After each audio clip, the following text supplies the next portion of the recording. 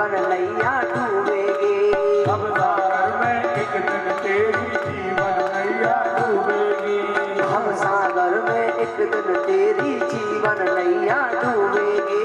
अब सागर में एक दिन तेरी जीवन नैया डूबेगी। कहते कहते एक दिन तो पतवार तेरी भी डूबेगी।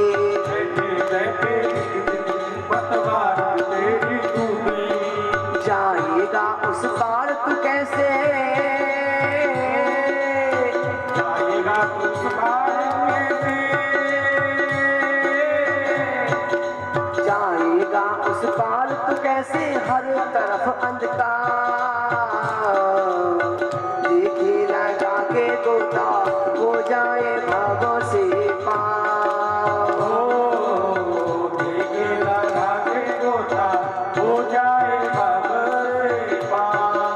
सागर से भी गहरा बंदे गुरुदेव का प्यार। सागर से भी गहरा बंदे गुरुदेव का प्यार। देखे लगा के गोता हो जाए भागों से पार। देखे लगा के गोता हो जाए भागों से पार। राधे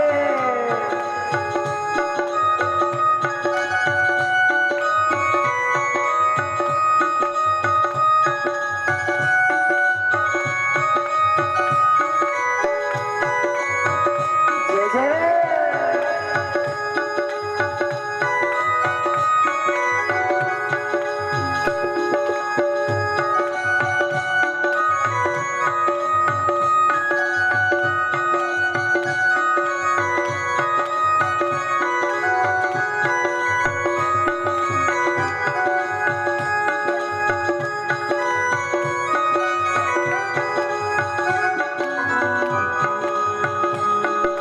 पैर पकड़ ले गुरुदेव के वो ही पार लगा देंगे।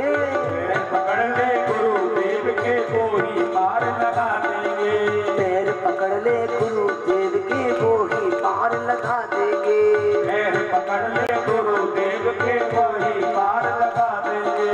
सोए हुए भाग्यों को तो गुरुदेव जगा देंगे। सोए हुए भाग्यों को गुरुदेव झट से लगा देंगे। पैर पकड़ ले गुरुदेव के वो ही पार लगा देंगे। पैर पकड़ ले गुरुदेव के कोई पार लगा देंगे। पापी से भी पापी को वो ना करते इनकार। हरि पापी से भी पापी को भी ना करते इनकार। देखे लगा के गोता हो जाए भव से पार। देखे लगा के गोता हो जाए भव से पार। देखे लगा के गोता हो जाए भव से पार। देखे लगा के गोता हो जाए भव से पार। देखे लगा के गोता हो जाए भव से पार। देखे लगा के गोता हो जाए भव से पार। बोले गुरुदेव भगवान के जय हो। जय श्री राम। आज हमारी कथा का चतुर्थ दिवस है और हमारे YouTube चैनल पे देख रहे हैं, यहाँ पांडाल में आए हुए और हमारे यहाँ भी घरों पे टीवी चैनल पे हमारी कथा को देख रहे हैं, उन सभी बड़े बुजुर्ग माता बहनों के चरणों में हमारा वंदन करते हुए कल के प्रसंग में हमने कथा में सुनाया कि सबसे पहले भगवान ने किस तरह से हिरण्यकश्यप जैसे पापी का वध किया, नरसिंह अवतार हुआ। आगे चल कर के हमने कथा में सुना गजग्राह की कथा। समझने का विषय है गज क्या है और ग्राह क्या है। गज संसार में जितने भी जीव होते हैं और जिस जीव को मद हो जाता है, किसी को धन का मद, किसी को स्त्री का मद, किसी को बच्चों का मद, तो ये जीव एक हाथी की तरह घूमता है, सबको भूल जाता है। बच्चों की सेवा करने लगता है। हम लोग कहते हैं ना, किसके लिए कमा रहे हैं? कि बच्चों के लिए। बच्चों की सेवा करते करते अपनी मृत्यु को भूल गया। इसके 3 पुत्र हुए, उनको सेवा करता है, दिलाता है, खिलाने ले जाता है। एक दिन सरोवर में स्नान कराने के लिए पहुंचे, बच्चों को कीड़ा करने लगे, स्नान कराने लगे, लेकिन मृत्यु पता नहीं कब सिर पे आ जाए। उस जल में एक ग्रह रहता है, और ग्रह ने जैसे गज का पैर पकड़ा, उसे अपनी ओर खींचने लगा।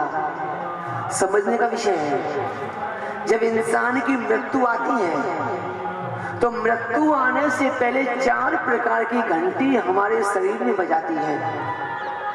कहती है कि मैं तुझे लेने आ रही हूं और संसार से मोह छोड़ रही।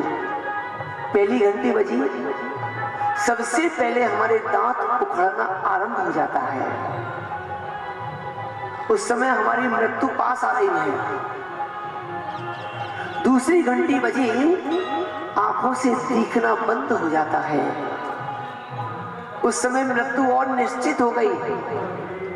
तीसरी घंटी बजी, कानों से एकदम सुनाई बंद हो जाता है, और कानों में उंगली डाल के देखोगे तो एक कुएं में से आवाज आएगी। उस समय हमारी जिंदगी के केवल 2 दिन शेष रह जाते हैं। सुनना बंद किया, 2 दिन शेष रह गए। उस समय हमारी मृत्यु और निश्चित हो गई। कहती है कि मोह छोड़। और चौथी घंटी बजी, उस समय हमारे हाथ पैर शिथिल हो जाते हैं, कार्य करना बंद कर देते हैं। उस समय 2 घड़ी की जिंदगी शेष रह जाती है। उस समय कई घरों में तो आज भी गोदान कराते हैं, अन्नदान कराते हैं, गंगा जल देते हैं। उस समय केवल 2 घड़ी की। देखिए माता जी, संभल के बैठिए माता जी, लग तो नहीं गई? राधे राधे। तो उस समय केवल 2 घड़ी की जिंदगी शेष हो जाती है।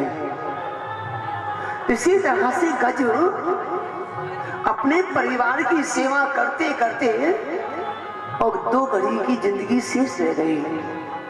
तिल भर सूंड रही जल ऊपर। बच्चों ने साथ छोड़ दिया। बच्चे साथ कब तक देते हैं? तब तक हम बच्चों को कमा के देते हैं, या हमारी पेंशन हम बच्चों को लाके देते हैं। तब तक बच्चे भी हमारे साथ देंगे, पोते पोती साथ देंगे कि दादी है, बाबा है। और बच्चों को पैसा देना बंद किया, बच्चे साथ छोड़ के चले जाते हैं, कोई साथ नहीं देता। उस समय सुखदेव जी कह रहे हैं कि परीक्षित, एवं व्यवसितो बुद्धया समाधाय मनोहदे जपं परमं जापय प्रगजनयो मनुषीक्षिता। उस समय परमात्मा की याद आई और परमात्मा का गुणगान किया कि प्रभु बचाओ। और परमात्मा का गुणगान कैसे किया? तुलसीदास जी लिख रहे हैं, कह रहे हैं, तिले भर सोने रही है जल ओ पारा, तिले भर सोन रही जल, तिले भर सोन रही है जल ओ पारा, तिले भर सोन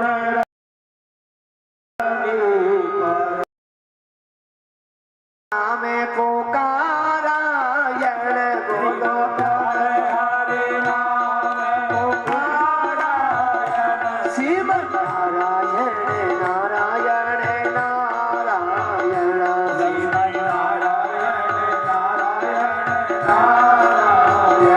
शिव नारायण नारायण नारायण शिव नारायण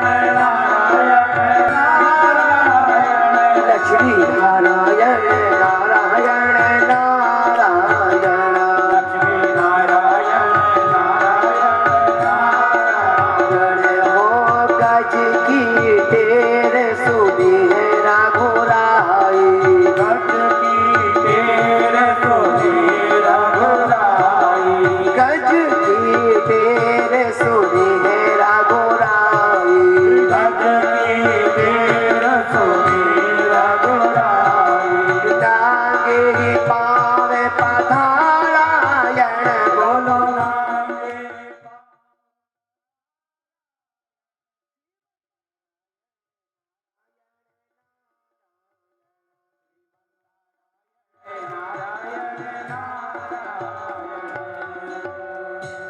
गज ने भगवान को पुकारा अंत समय में, और भगवान उसी समय आए, गज ग्रह को जल से बाहर निकाला, और भगवान ने सुदर्शन के द्वारा पहले उद्धार किसका किया? भगवान ने पहले उद्धार किया है ग्रह का। परीक्षित जी कहने लगे, महाराज मेरे एक बात समझ में नहीं आई। भगवान को बुलाया तो गज ने, और उद्धार पहले ग्रह का किया। ये दोनों कौन हैं? जरा मुझे इनकी पहले की जन्म की कथा सुनाओ। सुखदेव जी कहने लगे, ओम नमो भगवते दाशय जातिकं पुरुषाय दिविजाय धीमहि। ये दोनों पहले के जन्म में कौन है? सुखदेव जी कहने लगे, परीक्षित जो गज बन के आया है, ये पहले के जन्म में पांडवंश राजा इंद्रद्रुम है। इंद्रद्रुम ने इधर विचार किया कि अरे राजपाट को भोगने में क्या रखा है, सबसे बढ़िया है बाबा जी बन जाओ, संत बन जाओ, कहीं भी चल करके डेरा जमा देंगे, कोई ना कोई खाने को देगा, दुनिया कहेगी बाबा, सब माल मिलेगा खावा, सब महात्मा बन जाओ। पांडवंशी राजा इंद्रद्रुम ने अपने राजपाट को छोड़ दिया और हूहू नामक पर्वत पे जाकर के लंबी लंबी जटा बढ़ा ली, दाढ़ी बढ़ाई और भगवान का भजन करने लगे। अब भजन करते करते एक दिन अगस्त मुनि की टोली के साथ में वहां से निकल रहे थे। अगस्त मुनि ने देखा कि कोई संत बैठे हैं, चलो संत को प्रणाम करें। तो एक बात बता दो भक्तों, एक संत दूसरे संत को जब प्रणाम करता है ना, तो वो उसे ये नहीं कहेगा खुशी रहो, चिरंजीवी भवे, एवं मस्तु भवे, ऐसा संत संत को नहीं कहेगा। संत संत से क्या कहते हैं कि महाराज डंडो, तो सामने वाला भी कहेगा डंडो। कहते हैं 4 मिले 64 खिले, 20 करे कर जोड़ो। 4, 2 आंखें हमारी और 2 आंखें सामने वाले की। जब आंखों से आंखें मिलती हैं तो 32 दांत तुम्हारे और 32 दांत हमारे, 64 दांत खिल जाते हैं। 20 करे कर जोड़, 5 10 उंगलियां हमारी और 10 उंगली सामने वाले की। पहले के जमाने में कोई हाथ नहीं मिलाता था, और अभी आपने देखा होगा थोड़े समय पहले हमारे भारत देश में एक बीमारी आई थी, कोरोना। कोरोना यही शिक्षा देने आई है कि एक दूसरे को प्रणाम करो तो दूर से हाथ जोड़ के राम राम कहो। अगर दोनों ने राम राम बोल दिए तो 108 बार माला का जाप हो जाता है। हाथ मत मिलाओ। तो इसी तरह से बीमारी ने संकेत दिया, और वही अगस्त मुनि से कहने लगे, कौन? इंद्रद्रुम राजा, कि खुशी रहो, चिरंजीवी भवे। अगस्त मुनि कहने लगे, एक संत होकर के दूसरे संत से कह रहा है कि खुशी रहो, तुम कोई ब्राह्मण नहीं हो सकते, कोई संत नहीं हो सकते, तुम कौन हो? इंद्रद्रुम कहने लगा, महाराज मैं तो पांडवंशी राजा था, लेकिन मैंने राजपाट को छोड़ करके और यहाँ तपस्या करने आ गया। अगस्त मुनि कहने लगे, जाओ हम तुम्हारे लिए श्राप देते हैं कि तुमने मद के और इस पर्वत पे तपस्या किया है, तो यही पर्वत जाकर के ग्रह बनेगा, तुम्हारा काल बनेगा। इधर भगवान ने गज ग्रह का उद्धार किया। आगे चल करके सुखदेव जी ने बताया कि परीक्षित, आगे हमने एक कथा सुनी थी, समुद्र मंथन। समुद्र मंथन से 14 रत्न प्राप्त हुए। देवता दानवों का देवासुर संग्राम हुआ तो उस समय दानवों में है बलि। बलि ने विचार क्या करे, मैं अगर युद्ध करूंगा तो मारा जाऊंगा, मुझे प्रभु की शरण में चलना चाहिए। और बलि उसी समय भगवान के चरणों में आकर के गिरे। सुखदेव जी कह रहे हैं, मन जीती तके ना हुए, प्रभु जीती तत्काल, जाते हो तो बैकुंठ को, भेज दियो पाताल। भगवान ने बलि को पाताल का राजा बना के भेजा। अब ये बलि कौन है, बलि किसे कहते हैं? बलि संसार में जितने भी ये जीव बैठे हैं, एक मनुष्य को ही बलि कहा जाता है। और बलि कोई भी दान यज्ञ करता है, पुण्य करता है तो वो अघात नहीं जाता है। किसी को दान देता है तो उसका 10 गुना उसे वापस मिल जाता है।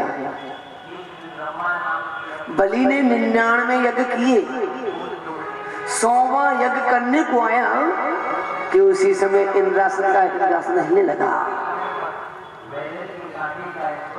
और जो हम दान करते हैं, कर्म करते हैं, वो कभी आघात नहीं जाता। एक गांव के अंदर एक शेर जी रहते थे। शेर जी ने अपने मुनीम से कहा कि मुनीम, तुम्हें नौकरी करते हुए बहुत दिन हो गए हैं, अब हम दूसरे मुनीम को लगाएंगे, हमारे साले को लगाएंगे। रोजाना सेठानी जी कहती थी कि हमारे भैया को रख लो। शेर जी कहने लगे, तुम्हारा भैया ऐसा काम नहीं कर सकता। सेठानी कहने लगी, बुला के देखो, परीक्षा ले लो। और शेर जी ने बुलाया। शेर जी ने कहा कि 3 रुपए लेकर के आप बाजार में जाओ और 1 रुपए की अब, 1 रुपए की तब, 1 रुपए की अब ना तब लेकर के आओ। कौन गया? शेर जी का साला। 3 रुपए लेके बाजार में पहुंचा तो सबसे पहले पंसारी की दुकान पे गया। कहने लगे, लो भैया 1 रुपए की अब दे दो। पंसारी कहने लगा, भैया 1 रुपए की अब तो दूं, लेकिन दूं क्या, कोई नाम तो बताओ सामग्री का। कि नहीं भैया 1 रुपए की अब दे दो। पंसारी कहने लगा, नहीं भैया आगे जाओ। दूसरी दुकान पे पहुंचा, कहने लगे, लो भैया 1 रुपए की तब दे दो। उसने भी कहा, भैया सामान नहीं है, आगे जाओ। तीसरी दुकान पे गया, चौथी पे गया, 5वीं पे गया, लेकिन उससे कहीं सामान नहीं मिला। शेर जी का साला वापस 3 रुपए लेके आया। कहने लगी, बहना ये जीजा जी तो बाबरे हैं रे, ऐसा सामान मंगाया कहीं बाजार में मिले ही ना। शेर जी कहने लगे, देवी देख लियो तेरे भैया को। सेठानी कहने लगी, तो अब तुम्हारे मुनीम की परीक्षा लेके दिखाओ। शेर जी ने फिर 3 रुपए लिए। मुनीम से कहा कि भैया तुम 3 रुपए लेके जाओ और बाजार से 1 रुपए की अब, 1 रुपए की तब और 1 रुपए की अब ना तब लेकर के आओ। शेर जी का मुनि 3 रुपए लेके बाजार में गया। सबसे पहले हलवाई की दुकान पे पहुंचा। गरम गरम ताजा ताजा जलेबी हो रही थी। देखो कैसे मुंह में पानी आ गया, है ना। कहने लगे, लो भैया 1 रुपए की जलेबी दे दो। गरम गरम जलेबी लेके आगे चला तो रास्ते में कहाँ पहुंचा? रास्ते में खाटू श्याम जी के मंदिर में पहुंचा। वहां देखा सुंदर भागवत हो रही थी। 1 रुपया लिया और भागवत जी पे अर्पण कर दिया। आगे चला तो रास्ते में एक वैश्या को नृत्य हो रहे हो तो 1 रुपया लिया और वैश्या को दे दिया।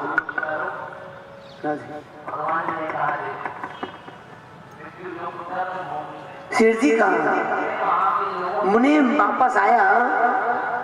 कहने लगे, लो शेर जी 1 रुपए की जलेबी खाओ, ताजा ताजा गरम गरम अभी इसी समय खाओ। और शेर जी 1 रुपया मैं भागवत जी पे चढ़ा के आया हूँ, वो आपको अभी नहीं मिलेगा, वो आप मर के जाओगे तो अगले जन्म में मिलेगा। और 1 रुपया मैं वैश्या को दे करके आया हूँ, वो आपको अब मिले ना तब मिले, वो आपका अघारत गया। तो कहने का अर्थ मेरा ये है कि बलि जो दान करता है, यज्ञ करता है, वो कभी अघारत नहीं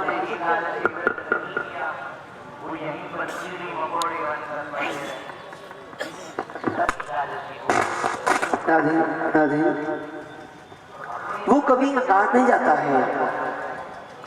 इसी तरह से बलि ने 99 अश्वमेध यज्ञ किए और 100वां यज्ञ की जब क्या हो रहा है,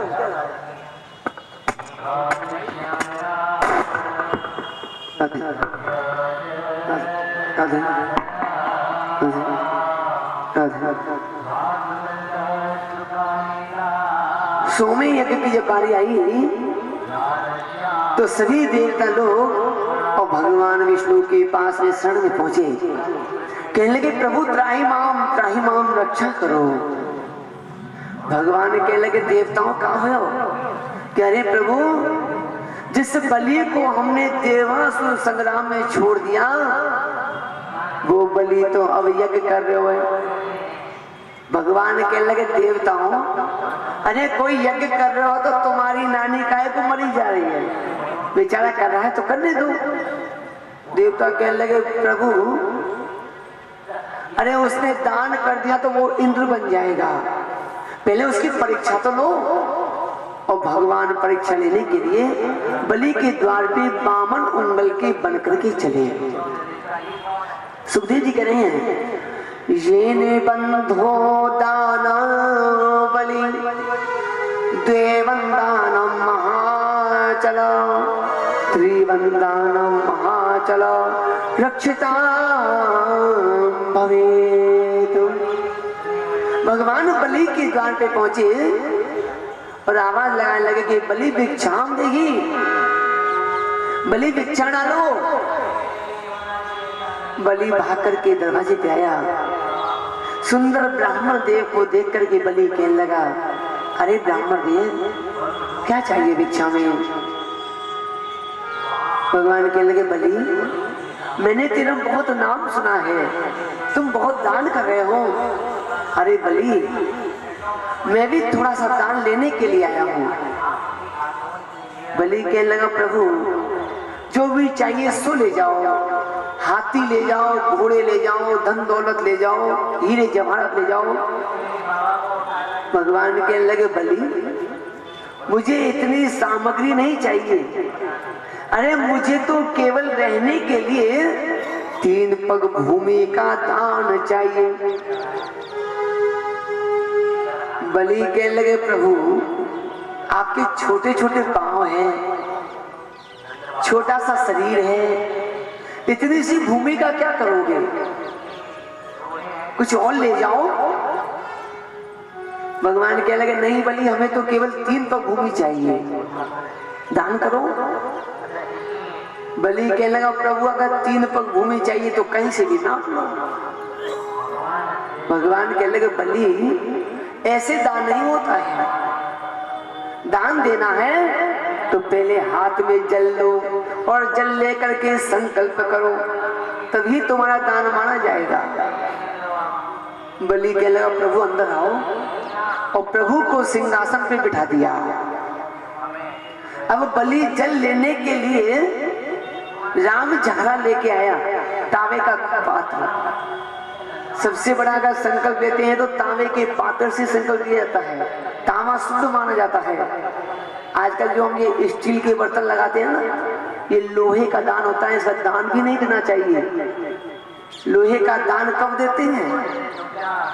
जब किसी पे शनिचर बैठ जाए, या तो दान लेने वाले पे बैठ जाए या दान देने वाले पे बैठ जाए। इसलिए कभी भी किसी को दान लोहे का नहीं देना चाहिए। बलि भाग करके तांबे का पात्र लाया, राम झारा लेके आया।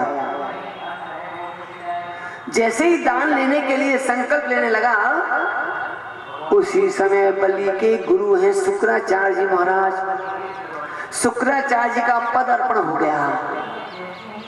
शुक्राचार्य जी कहने लगे, बलि रुको, अरे बलि रुको, ये क्या कर रही हो? अरे ये कोई बालक नहीं है, ये तो त्रिलोकी को नाथ है, साक्षात नारायण है। तो ये छलवे के ताई आए होते, सो इन्हें मना कर दो, इन्हें मना कर दो। बलि कहने लगा, नहीं गुरुजी, मैंने इनके लिए वचन दे दिया और मेरा वचन झूठा हो जाएगा, सो मैं इनके लिए मना नहीं कर सकता। गुरुजी की बातों को नहीं माना और बलि हाथ में जल लेने लगा। उसी समय गुरुजी ने छोटा सा रूप बनाया। कहने लगे कि मुझे ही कोई उपाय करना पड़े। और गुरुजी ने क्या किया कि राम झारे के तूती में घुस करके ही बैठ गए कि हाथ में जल नहीं आएगा तो संकल्प मान नहीं होगा, बलि बच जाएगा। अब राम झारे में से जल नहीं आई। भगवान कहने लगे, भैया क्या हुआ? बलि कहने लगा, प्रभु सवेरे मेरी पत्नी विंध्यावली ने इसे खूब माजा, लेकिन पता नहीं जल क्यों नहीं आ रहा है। भगवान कहने लगे, जल ऐसे नहीं आएगा, इसे मुझे दो तब जल आएगा। भगवान ने अपने हाथों में राम झारे को लिया और जो कुसा का आसन था उसमें से एक कुसा निकाली और लेकर के राम झारे की तूती में कुसा चलाने लगे। तो उसी समय शुक्राचार्य जी को एक बाजार बंद है गयो। शुक्राचार्य जी बाहर निकल गए। समझने का विषय है, भगवान ने शुक्राचार्य जी को एक आंख का क्यों बनाया? शुक्राचार्य जी जगत गुरु हैं और उनकी निगाह में सारे लोग एक समान होने चाहिए, चाहे गरीब हो, अमीर हो, दानी हो, सबको एक निगाह में देखें, उसे गुरु कहा जाता है।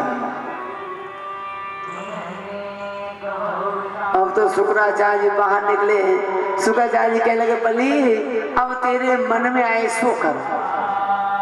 बलि ने हाथ में जल लिया और बलिदान देने लगा है। ये न बंधो दाना बलि देवंदानम महाचला, त्रिवंदानम महाचला, रक्षिता भवेत। बलि ने हाथ में जल लिया और 3 पग भूमि का दान भगवान के लिए कर दिया। उसी समय मेरे गोविंद ने विराट रूप बनाया। एक पैर में तो पूरा पाताल का लोक नाप लिया, दूसरे पैर में दूसरा लोक नाप लिया। भगवान कहने लगे, बलि तुम्हारा तो वचन अधूरा रह गया, अब तीसरा पैर कहाँ रखूं? बलि कहने लगा, प्रभु तीसरा पैर अगर मेरे सिर पे रखने से तुम्हारा वचन पूरा हो जाता है तो मेरे सिर पे पैर रख लो। भगवान कहने लगे, बलि तुम अकेले थोड़ी हो, तुम्हारे साथ में तुम्हारी पत्नी भी तो है।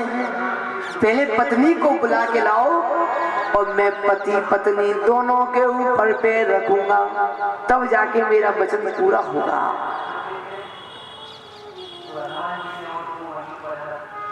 विंध्यावली के पास में बलि आया, सारा समाचार सुनाया।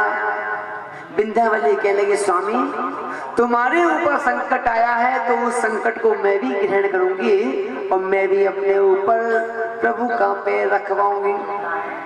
दोनों के दोनों आंगन में आ गए। कहने लगे, लो प्रभु हमारे सिर पे पैर रखो। भगवान जैसे ही पैर रखने लगे तो विंध्यावली खड़ी हो गई। विंध्यावली कहने लगे, प्रभु पहले मुझे एक बात बताओ, इस संसार के अंदर धन बड़ा होता है कि धन ही बड़ा होता है? हाँ? कौन बड़ा होता है? धन बड़ा है कि धनी? धन बड़ा तो धनी। तो यही तो बिंदावली ने कहा, प्रभु कौन बड़ा है? भगवान के लिए देवी, धन तो आता है चला जाता है, लेकिन धनी जीवन में एक बार मिलता है, सबसे बड़ा तो धनी ही होता है। बिंदावली कहने लगी, तो प्रभु आपने 2 पैर में दोनों लोक नाप लिए, तीसरे पैर में मेरे धनी के सिर पे रख लिया, तो मुझे किस देश पे बुलाया? मेरे से क्या चाहते हो? भगवान कहने लगे, देवी धन्य हो, तुमने मुझे प्रसन्न कर दिया देवी, अब तुम जो मांगो सो मांग लो। बिंदावली कहने लगी, बार भिखारी, हमारे दरवाजे पे भीख मांग ले आए हैं और हमसे कह रहे हो कि मांगो, हमें तुम्हारा वरदान ना चाहिए, आगे जाओ। अब भगवान भाग करके बलि के पास कि बलि वरदान मांगो। बलि कहने लगा, मोह ना चाहिए, मेरी पत्नी से पूछ लो। फिर भाग करके बिंदावली के पास, फिर भाग करके बलि के पास, फिर भाग करके बिंदावली के पास। भगवान कहने लगे, अरे भैया कोई तो वरदान मांगो।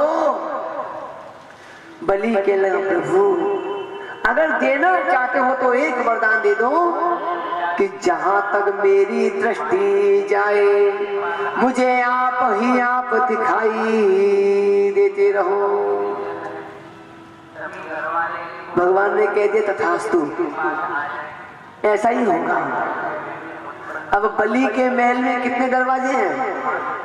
बलि के महल में 56 दरवाजे हैं और 56 दरवाजों में 9 दरवाजे सर्वश्रेष्ठ होते हैं।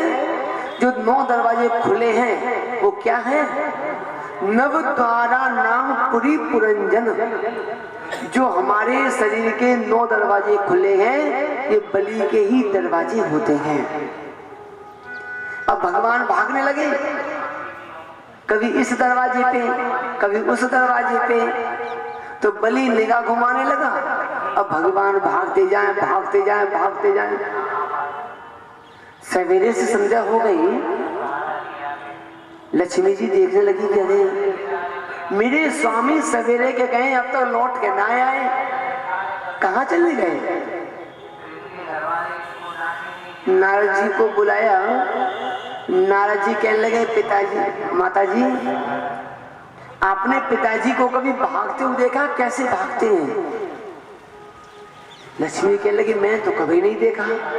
कि नहीं देखा तो जाओ पाताल के अंदर बलि के राजा के द्वार पे, और भगवान भाग रहे हैं, उन्हें जाकर के लेकर के आओ। लक्ष्मी जी नारद जी की बातों को सुनकर के और लेने के लिए चली, तो बलि के महल से 2 खेत दूर लक्ष्मी जी आती हुई दिखाई दी और बलि ने निगाह घुमाना और तेज कर दिया। अब जोर जोर से निगाह घुमाता जाए, घुमाता जाए। लक्ष्मी जी भागी भागी स्वामी के पास पहुंची, कहने लगी, स्वामी रुको, अरे क्यों भाग रहे हो, कहाँ बात है? भगवान कहने लगे, देवी तुम भी भागती आओ और कहती आओ। लक्ष्मी जी कहने लगी, भागती आओ? अरे रुको तो सही, कहाँ बात है? कि देवी रुकवे को समय ना, भागती आओ और कहती आओ। लक्ष्मी जी कहने लगी, प्रभु सुनो।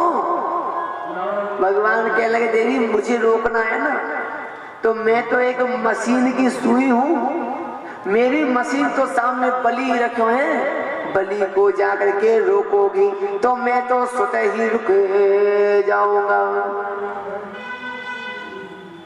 लक्ष्मी जी कहने लगी, बलि अब पराये पुरुष के पास कैसे जाऊंगा, उससे क्या कहूँ?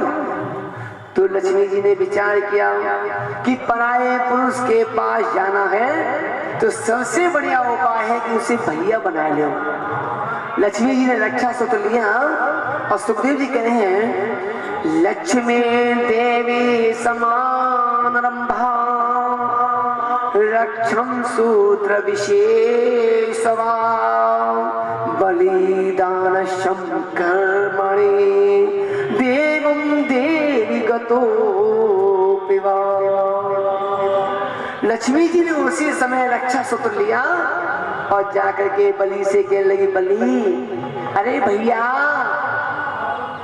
जी क्या खेल खेल रहे हो हैं? अरे भैया आज तो रक्षाबंधन है, कम से कम राखी तो बंधवाए ले। बलि कहने लगा, मेरे तो कोई बहन नहीं है, ये बहन कहां से आई है? लेकिन कोई बात नहीं, बहन बन के आई है तो लो बहन राखी बांधो। और उसी समय बलि ने हाथ आगे बढ़ाया, लक्ष्मी जी ने राखी बांधी। बलि कहने लगा, बहन कहाँ चाहिए?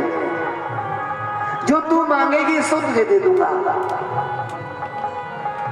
लक्ष्मी जी कहने लगी, भैया मुझे कोई धन दौलत ना चाहिए, कोई हीरे जवाहरात ना चाहिए, मुझे देना है तो जो तेरे दरवाजे पे या डोरी बांध चक्कर लगा रहे है वो आई को दान में दे दे। बलि कहने लगा, बहना तू या को काहे करेगी? अरे कोई धन दौलत ले जा, इतना मुझे ना चाहिए। बलि कहने लगा, बहन दे तो दूंगा, लेकिन मेरी एक शर्त है कि भैया तेरी सब शर्त मंजूर है, बता क्या चाहिए? कि मेरी ये शर्त है, ये 8 महीने तेरे पास में रहेगो और 4 महीने मेरे पास में रहेगो। लक्ष्मी ने विचार किया कि अरे नहीं मामा भी तो कानो मामा ही चोखो, अरे पूरा ही गया हाथों में से कम 8 महीने तो आएगा। हाँ भैया ये 8 महीने मेरे पास और 4 महीने तेरे पास में रहेगो। उसी दिन से आज भी भगवान बलि राजा के द्वार पे 4 महीने पहरा देने जाते हैं। हम लोग कहते हैं कि देवता सो गए, देव सैनी एकादशी से, देव उठनी एकादशी से मेरे गोविंद बलि राजा के द्वार पे पहरा देने जाते हैं। देवता सोते नहीं है। अगर देवता ही सो जाएंगे तो इस सृष्टि का क्या होगा? देवता कब सोते हैं? आषाढ़ के महीने में। इसके बाद में क्या आता है? श्रावण। श्रावण में हम लोग भोलेनाथ की पूजा करते हैं। अगर देवता ही सो गए तो भोलेनाथ की पूजा कैसे होती है? और कहते हैं जाकर के त्रिदलम त्रिगुणाकारम त्रिनेत्रम च त्रियायुधम 3 जन्म च पाप संहारम बिलपत्रम शिवार्पणम। देवता ही सो गए तो ये बिलपत्र किसको चढ़ रहे हैं? इसके बाद आता है भादों का महीना। उस समय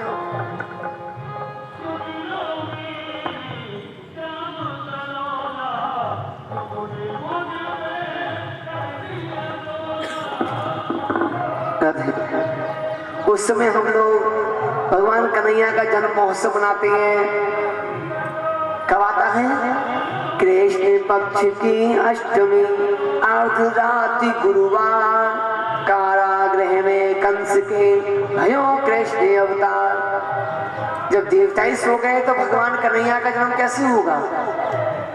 आगे चल करके हम लोग श्राद्ध पक्षों में देवताओं का भोग निकालते हैं, पितरों का भोग निकालते हैं। देवता ही सो गए तो भोग कैसे लगता है? फिर कार्तिक के महीने में जाकर के हम लोग लक्ष्मी की पूजा करते हैं। तो कहने का अर्थ ये है कि देवता सोते नहीं है, भगवान बलि के द्वार पे पहरा देने के लिए जाते हैं।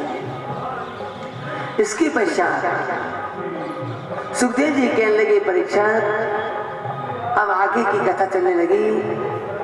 तो आगे चल करके और इसी कथा के अंतर्गत एक प्रश्न और आता है।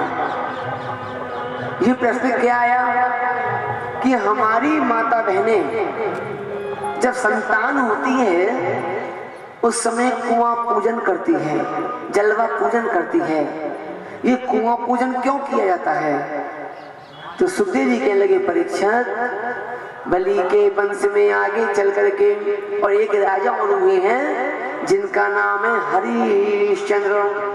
हरिश्चंद्रो राजनम कृत्वम देव विभूषते तारावती पत्नीम देवी गतो विवम देव जनार्दन। हरिश्चंद्र राजा हुए, उनका विवाह तारावती के साथ में हुआ। लेकिन उनके जाके कोई संतान ही नहीं हुई, और संतान नहीं होती है तो ये जीव बड़ा दुखी हो जाता है।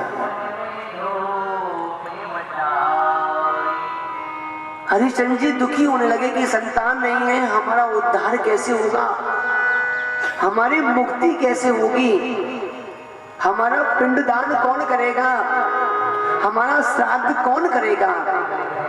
और जिसके संतान नहीं होती है उसका मोक्ष भी नहीं होता है। हरिश्चंद्र जी रोने लगे, दुखी होने लगे। तो उसी समय नारद जी वीणा को बजाते बजाते चले आए। नारद जी कहने लगे, हरिश्चंद्र तुम्हें संतान चाहिए तो संतान तो मिल जाएगी, वरुण देवता की तपस्या करनी पड़ेगी, और वरुण देवता जो मांगेंगे वो तुम्हें कार्य करना पड़ेगा। समझे? जब हमारी शादी होती है ना और संतान नहीं होती है तो हम लोग कभी कहीं डॉक्टर के पास जाते हैं, कभी देवताओं के यहाँ जाते हैं, कभी मंदिर में जाते हैं। कोई कहे कि भैया तुम्हें भागवत करनी पड़ेगी, तेरा संतान हो जाएगी। कि हाँ पंडित जी भागवत कर देंगे, हाँ पंडित जी हम सवामणि कर देंगे, हाँ पंडित जी हम गीता का पाठ करा देंगे। जो जैसा कहता है उसी को तैयार हो जाते हैं। नारद जी ने कहा कि वरुण देव की तपस्या करो। हरिश्चंद्र राजा नारद जी के कहने के अनुसार वरुण देव की तपस्या करने लगे। हाथ जोड़ के प्रणाम किया। नमो नमस्ते स्फटिका प्रहाय श्वेतिहाराय। जैसे हाथ जोड़ के वरुण देव को प्रकट किया, तपस्या की, उसी समय वरुण देवता प्रकट हो जाते भय। वरुणश्चम देवगतोऽपि वः राजम देव आशिता। अरे राजा क्या कारण है तपस्या करने का? राजा कहने लगे, प्रभु मेरे संतान नहीं है, मुझे संतान चाहिए। वरुण देवता कहने लगे, राजा तुम्हारे संतान तो हो जाएगी, लेकिन ध्यान रखना पहली संतान तुम्हें मेरे लिए देना पड़ेगा, पहली संतान का दान करना पड़ेगा, पहली संतान मुझे भेंट करनी पड़ेगी। हरिश्चंद्र जी कहने लगे, गुरुजी अरे एक बार संतान होना आरंभ तो हो, एक बार हमारा रास्ता तो खुले, मैं पहला पुत्र आपके लिए दे दूंगा। वचन दे दिया। वरुण देवता ने उसी समय वरदान दिया और उसी रात्रि में जाकर के तारावती गर्भवती हो गई। धीरे धीरे जाके 9 महीने के पश्चात तारावती के एक सुंदर बालक हुआ जिसका नाम पड़ा है रोहित।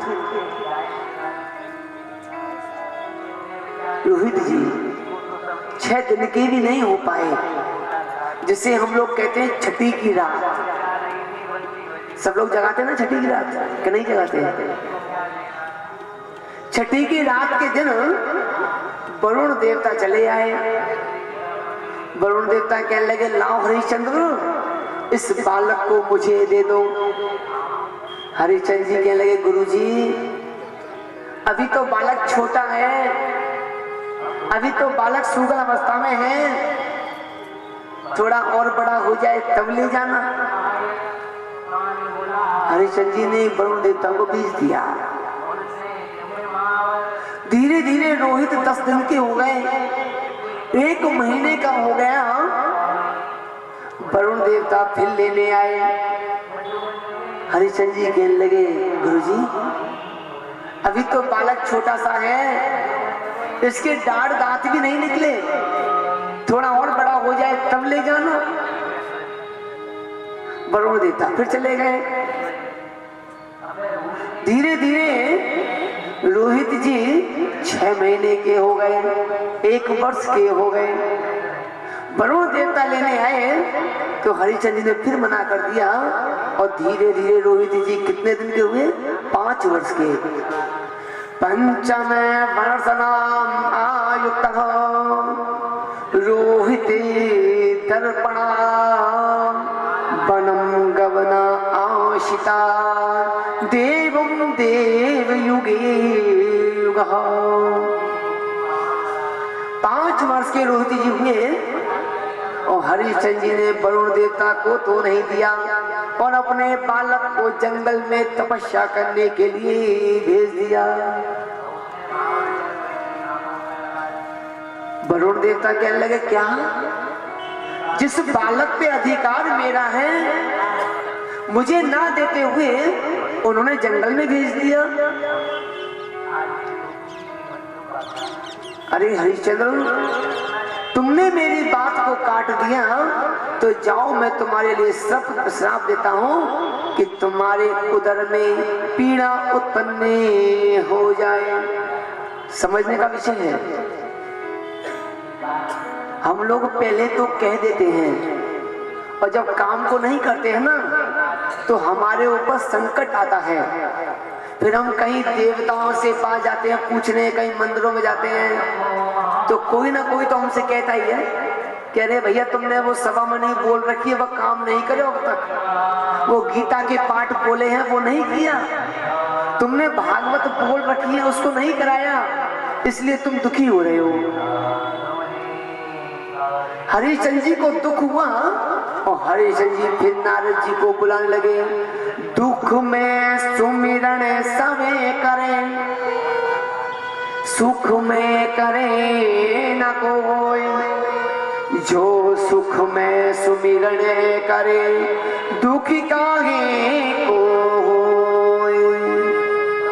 हरिश्चंद्र जी फिर दुखी होने लगे और नारद जी को बुलाया तो नारद जी महाराज वीणा को बजाते हुए फिर चले आए। क्या कह रहे हैं? श्रीमन नारायण नारायण नारायण, श्रीमन नारायण नारायण नारायण, श्रीमन नारायण नारायण नारायण, श्रीमन नारायण नारायण नारायण। ओम माता नारायण पिता नारायण, माता नारायण पिता नारायण।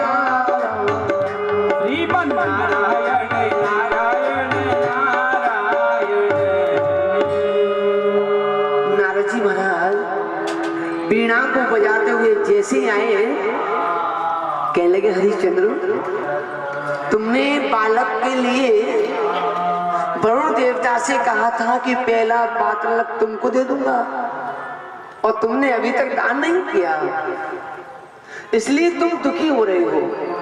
पहले अपने पुत्र को बुलाओ और उसको वापस वरुण देव के लिए दो। हरिश्चंद्र जी ने उसी समय जंगल से रोहित को बुलाया। रोहित जी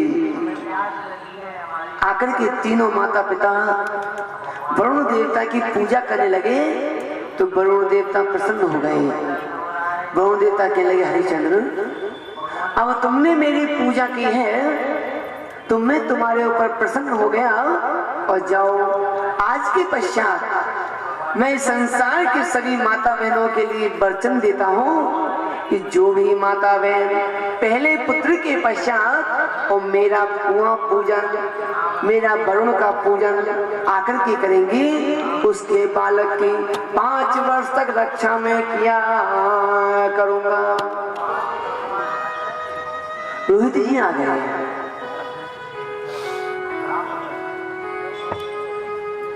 सूत जी महाराज कहने लगे ऋषियों, रोहित जी धीरे धीरे बड़े होने लगे, तो इधर 2 गुरु हैं, 2 संत हैं, विश्वामित्र और वशिष्ठ।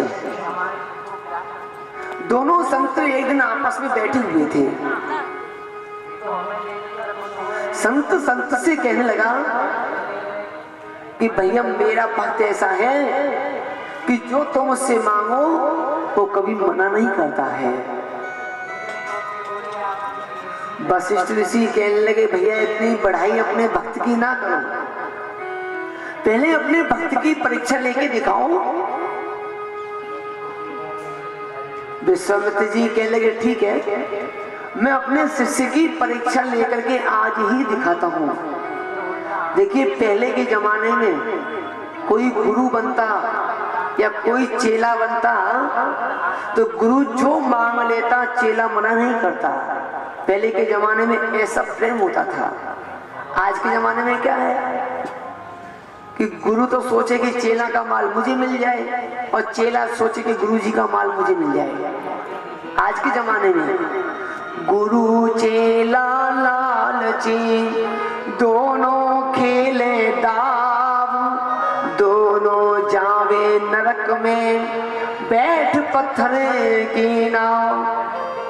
लेकिन विश्वामित्र जी कहने लगे वशिष्ठ, मैं अपने शिष्य की परीक्षा लेके तुम्हें दिखाऊंगा। और हरिश्चंद्र जी राजा के यहाँ परीक्षा लेने के लिए जा रहे हैं। हरिश्चंद्र जी बहुत दानी हैं। रात्रि के 4 बजे हरिश्चंद्र जी के सपने में पहुंचे और गुरु जी कहने लगे हरिश्चंद्र, अरे दान चाहिए, दान करो। हरिश्चंद्र जी कहने लगे गुरु जी क्या चाहिए दान में? जो चाहिए सो ले जाओ। गुरु जी कहने लगे हरिश्चंद्र, हमें तुम्हारा सारा राज्य दान में चाहिए। हरिश्चंद्र जी कहने लगे गुरु जी, अरे ये राज्य भी आपका है, मेरा शरीर भी आपका है, मेरे जितने भी सहायक हैं सब आपके हैं, जो चाहिए सो ले लो गुरु जी, मैं तुमसे मना नहीं करूंगा। सारा राज्य दान में दे दिया।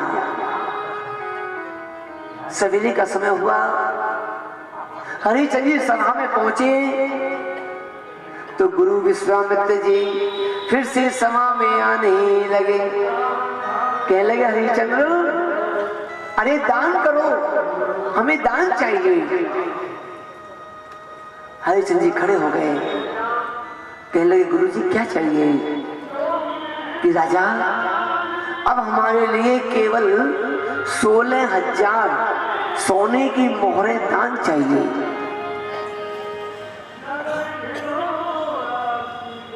हरिश्चंद्र जी कहने लगे गुरु जी, मैं आपके लिए 16,000 सोने की मोहरें देता हूं।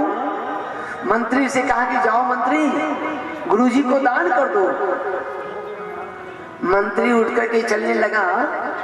विश्वामित्र जी कहने लगे, हे मंत्री रुक जाओ। अरे राजा, तुमने रात्रि में मुझे क्या दिया? कि गुरुजी, मैंने सारा राज्य आपके लिए दान कर दिया। कि सारे राज्य को दान कर दिया, तो ये सोने की मोहरें किसकी है? कि गुरुजी आपकी। तो हमारी मोहरों में से हमारे लिए दोबारा दान कर रहे हो, ऐसा नहीं चलेगा। राजा, अब हमारे लिए दान करो। विश्वामित्र जी कहने लगे, गुरुजी, मैं आपके लिए कभी मना नहीं करूंगा। मैंने एक बार वरुण देवता के लिए मना कर दिया तो मुझे बड़ा दुख भोगने लगा, और उसी दिन से राजा हरिश्चंद्र क्या हुए? सत्यवादी राजा हरिश्चंद्र। क्योंकि तुलसीदास जी क्या लिख रहे हैं कि रघुकुल रीतो सदा चली आई, प्राण जाए कि प्राण जाए पर वचन न जाए। गुरुजी, मैं मना नहीं करूंगा।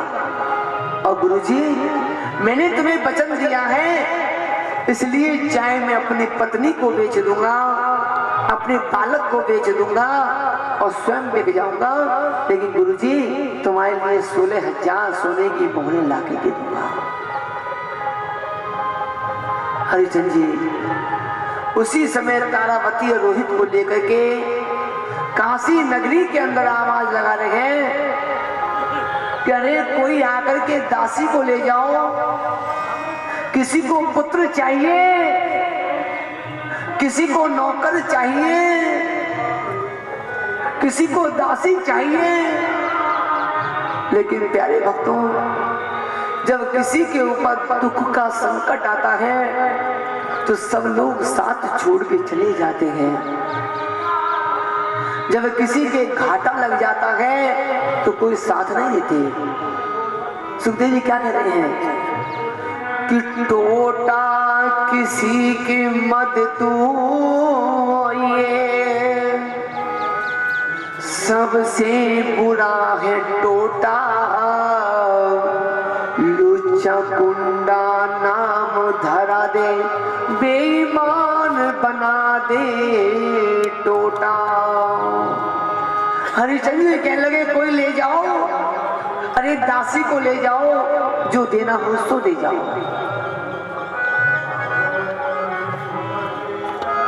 सवेरे से संध्या हो गई, कोई लेने वाला नहीं आया।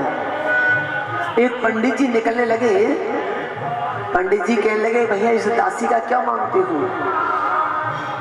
हरिचंद जी कहने लगे, जो देना हो सो दे जाओ। कि हम केवल 8,000 सोने की मोहरें दे सकते हैं। 8,000 मोहरों में दासी को बेच दिया। पंडित जी दासी को लेके चले तो हरिचंद जी कहने लगे, ब्राह्मण देव, इस बालक को माता से बिछुआ ना करो, इस बालक को भी साथ में ले जाओ, ये बालक मैया के बिना नहीं रहेगा। पंडित जी कहने लगे, हम केवल 2,000 मोहरें और दे सकते हैं। और ब्राह्मण देव ने 2,000 मोहरों में रोहित को भी बेच दिया। हरिचंद जी फिर चले, कह रहे मुझे कोई नौकर रख लो, मुझे कोई खरीद लो। और अंत में किसी ने नहीं खरीदा तो हरिजन मेहतर के यहाँ काशी नगरी में जाकर के हरिचंद जी टिक गए। हरिजन कहने लगा कि अरे हरिया, इस शमशान भूमि में कोई भी सब जलने के लिए आए तो बिना टैक्स लिए, बिना कर लिए जलने मत देना। हरिचंद जी शमशान भूमि की नौकरी कर रहे हैं। समय निकलने लगा। अब एक बात तो बता दूं, जब इंसान पे दुख पड़ता है ना तो उसके शरीर शिथिल हो जाता है, कई तरह की बीमारियां उत्पन्न हो जाती हैं। हरिचंद जी का शरीर भी शिथिल हो गया और हरिचंद जी एक दिन गंगा में स्नान करने जा रहे हैं। अब एक शंका आएगी कि गंगा को तो आगे चल के भागीरथ जी लाए थे, यहाँ गंगा कहाँ से आ गई? अभी तो कोई गंगा ही नहीं है। लेकिन प्यारे भक्तों, हमारे देश के अंदर 108 गंगाएं वही, कितनी? 108। और कलयुग जब आरंभ हुआ तो सारी गंगाएं लुप्त हो गई, लेकिन 36 गंगा आज भी हमारे भारत देश के अंदर बहती है। 36 गंगाएं कौन कौन सी हैं? तो सुखदेव जी यहाँ बता रहे हैं 36 गंगाओं के नाम जो आज भी हमारे भारत देश में बहती है। कौन कौन सी हैं?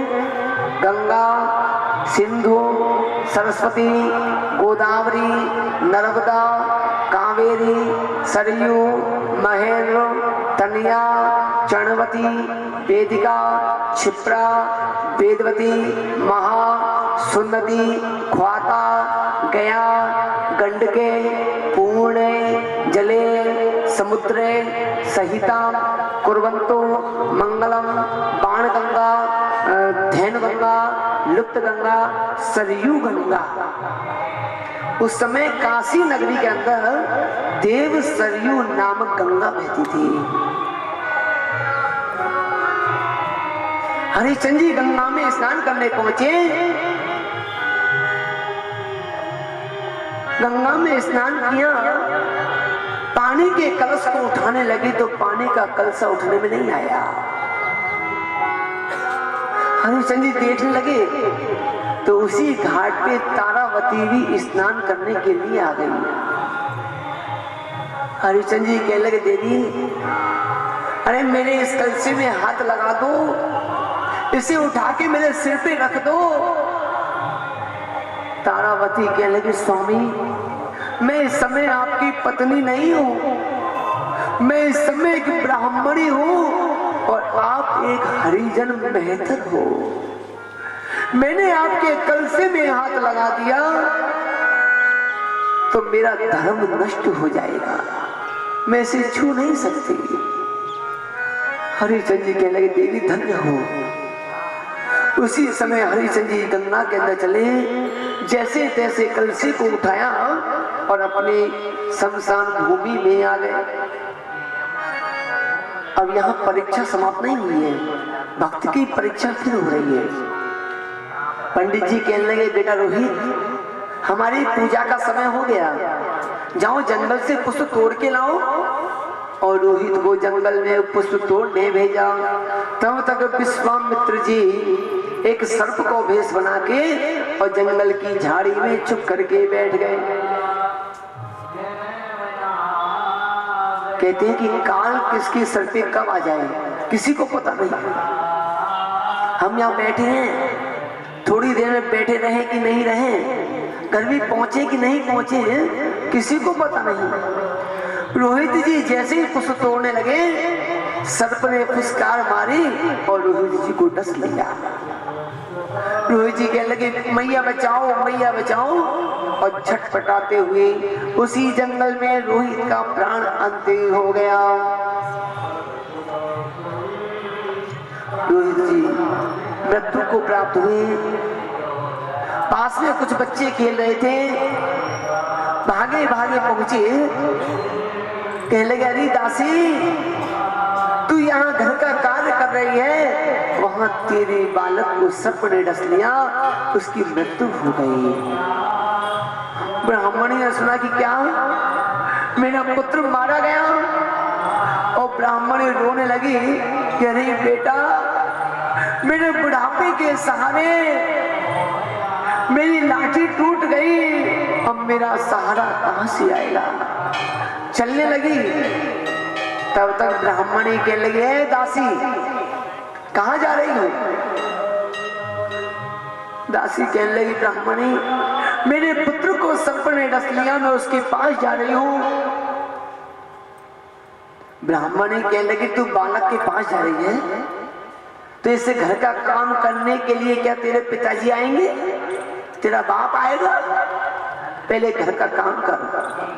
और ध्यान रखना, काम करते समय आंखों से आंसू नहीं आ जाए। किसी माता के सामने पुत्र मरा पड़ा हो, उससे कहा जाए कि आंसू नहीं आ जाए, पहले काम कर, तो उसके दिल में कहा बीते। दासी ने काम किया, संध्या का समय हुआ, कह लगी ब्राह्मणी अब जाऊं? ब्राह्मणी कह लगी हाँ जा, और जल्दी से बालक को जला के अति शीघ्र आना, संध्या का काम भी करना है। उसी समय तारावती रोती हुई चली, मरे हुए पुत्र को उठाया, उसके साथ में कोई भी नहीं गया। शमशान भूमि की ओर लेकर के पहुंची, हरिचंद जी को देखा और आज कहने लगे स्वामी ये आपका पुत्र मृत्यु को प्राप्त हो गया, स्वामी इसे जला दो। हरिचंद जी कहने लगे देवी इस समय ना तो मैं इसका पिता हूं न ये मेरा पुत्र है, मैं इस समय इस शमशान भूमि का नौकर हूं। इसे देवी यहाँ जलाना है तो मुझे टैक्स देना पड़ेगा, कर देना पड़ेगा। तारावती कह लगी स्वामी एक अभागिन नारी के पास में टैक्स देने को कहां से लाऊं? मेरे पास में कोई धन नहीं है। हरिचंद जी कह लगे देवी अगर मुझे टैक्स नहीं दोगी तो बच्चे को ले जाओ, कहीं और जाकर के जलाओ, यहाँ जलाना है तो टैक्स देना ही पड़ेगा। तारावती कह लगी स्वामी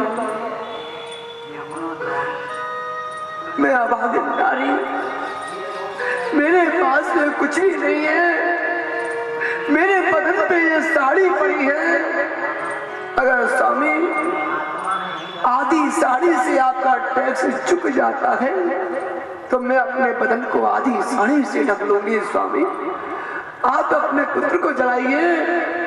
और तारावती ने पुत्र को नीचे रखा, अपने बदन से साड़ी उतारी और साड़ी के 2 टुकड़े करने लगी कि उसी समय वशिष्ठ जी और विश्वामित्र जी प्रकट हो गए।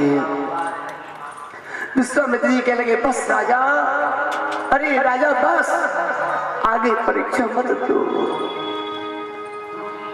विश्वामित्र जी ने जल लिया, रोहित के ऊपर डाला, रोहित खड़ा हो गया। हरिचंद जी कहने लगे गुरुजी आज आपने हमारी परीक्षा लिया, हमने दे दिया, लेकिन गुरुजी आगे कलयुग के अंदर किसी भक्त की ऐसी परीक्षा मत लेना, नहीं तो तुम्हें भक्त ढूंढने से भी नहीं मिलेंगे। और उसी समय हरिचंद जी को फिर से राजपाट दिया और हरिचंद जी फिर से काशी नगरी के राजा बने। बोले वृंदावन बिहारी लाल के, राधे का नाम आने मोल की बोलो राधे राधे, राधे का नाम अनमोल बोलो राधे राधे, राधे का नाम आने मोल की बोलो राधे राधे। सभी बोले अनमोल बोलो राधे राधे, पैसा लागे ना कोई मोल की बोलो राधे राधे, पैसा लगे ना कोई मोल बोलो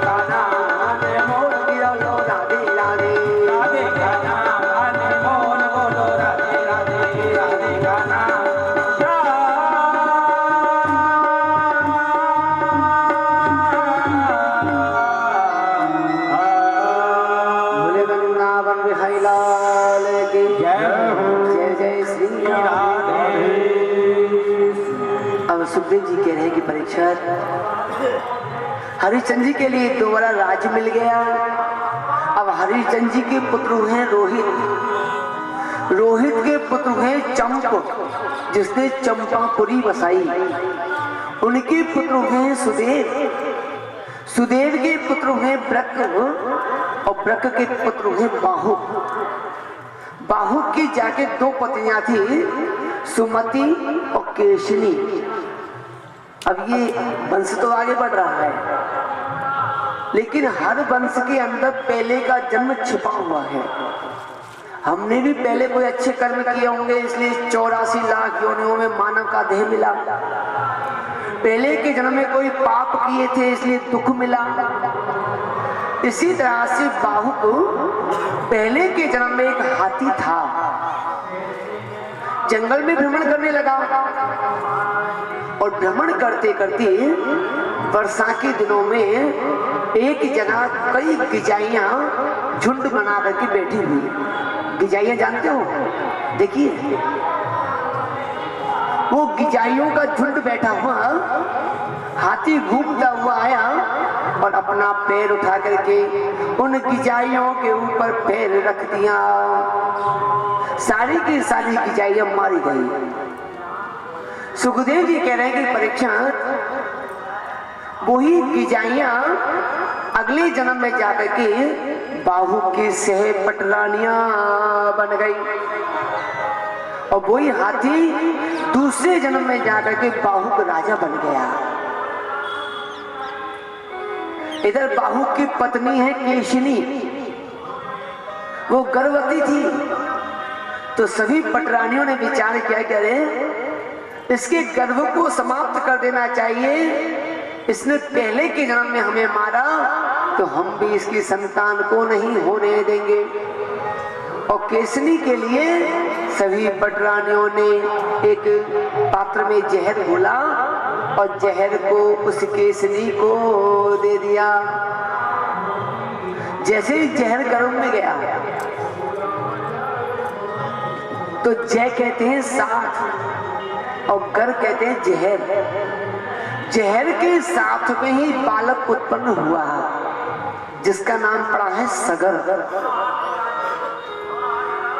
ये जीव कौन है? हर जीव का नाम ही सगर है। ये जब गर्भ में होता है तो एक जहर की तरह गोला होता है, नरक कुंड में पड़ा होता है और हवा के साथ इसे बाहर फेंका जाता है। इस सगर की 60,000 नाड़ियां होती है। हमारे शरीर में सिर से लेकर के पैरों तक 60,000 नाड़ियां होती है। ये सगर के सभी पुत्र होते हैं और 12,000 पुत्र इस सगर राजा का संचालन करते हैं।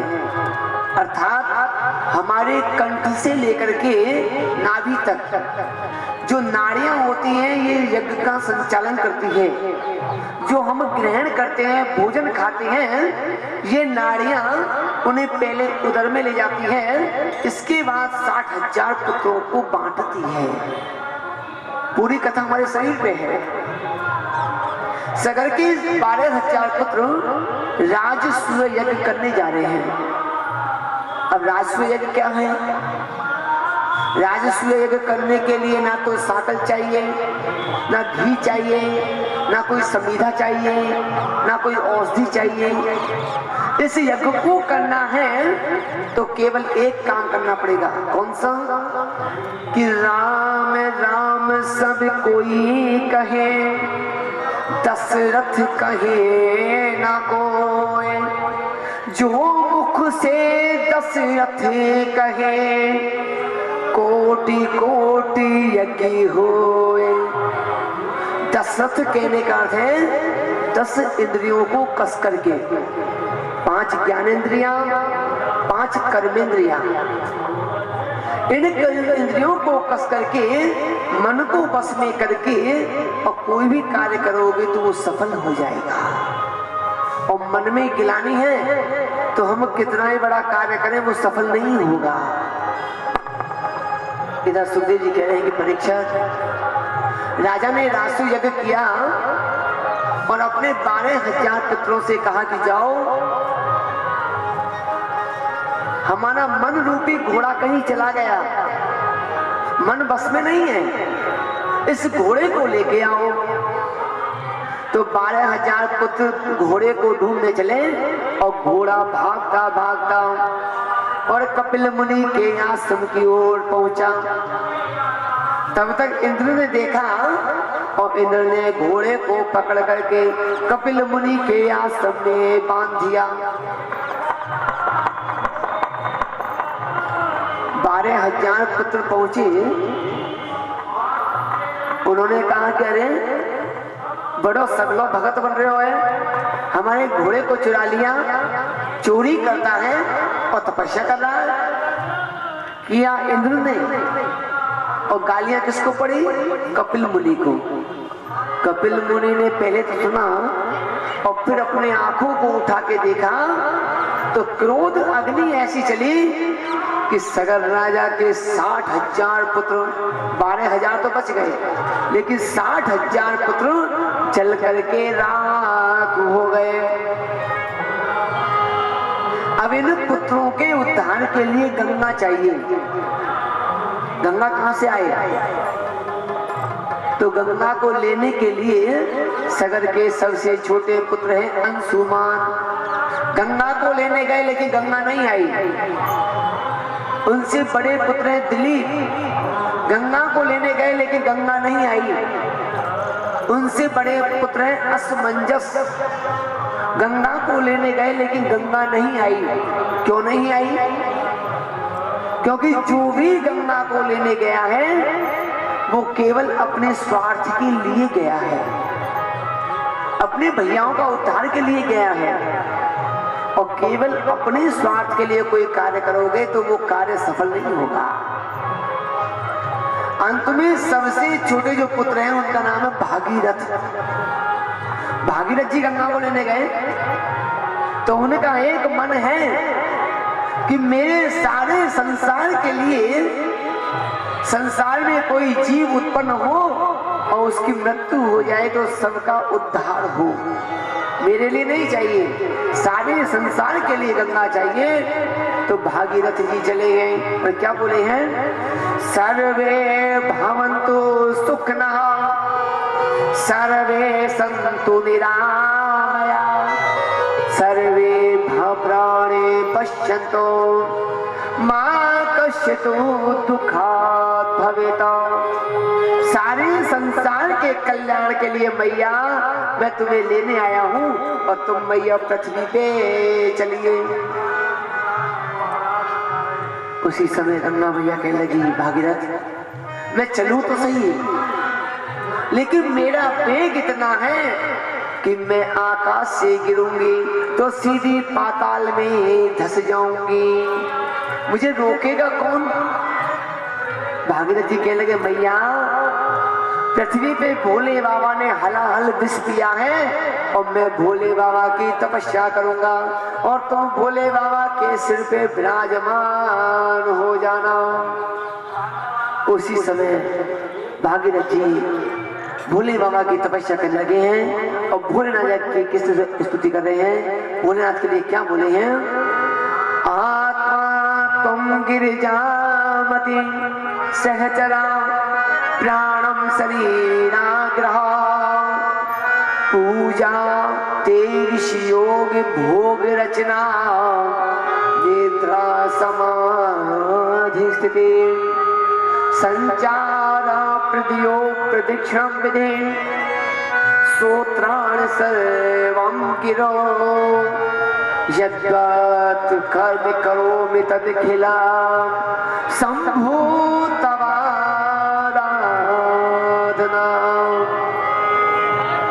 अरे भोलेनाथ प्रसन्न हो जाओ। और भोलेनाथ ने उसी समय भागीरथ जी से कहा कि भागीरथ वरदान मांगो। भागीरथ जी कह लगे, प्रभु मैं गंगा मैया को लाना चाहता हूँ, इसलिए आप गंगा मैया को धारण करो। और भोले बाबा ने अपने सिर की जटा को फैला दिया। गंगा मैया आकाश से गिरने लगी।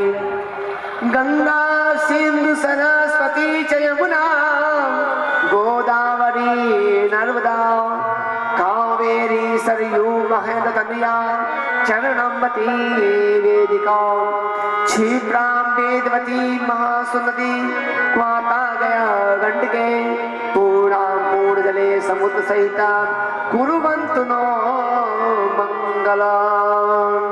बोले गंगा मैया की जय।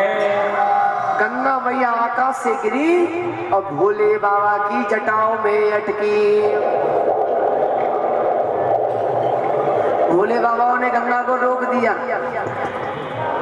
भागीरथ जी कहने लगे भोलेनाथ, अरे ये गंगा को मैं तुम्हारे लिए नहीं लाया हूँ, मैं सारे संसार के उद्धार के लिए लाया हूँ। अरे इस गंगा को पृथ्वी पे छोड़िए। भोले बाबा कहने लगे मैं तो भूल ही गया। और भोले बाबा ने फिर गंगा को पृथ्वी पे भेजा। अब वही गंगा मैया सारे जीवों का उद्धार करती है और सभी जीव उस गंगा के अंदर स्नान करके धन्य हो जाते हैं। इस तरह से सुखदेव जी कहने लगे परीक्षित, सगद राजा का भी उद्धार हुआ।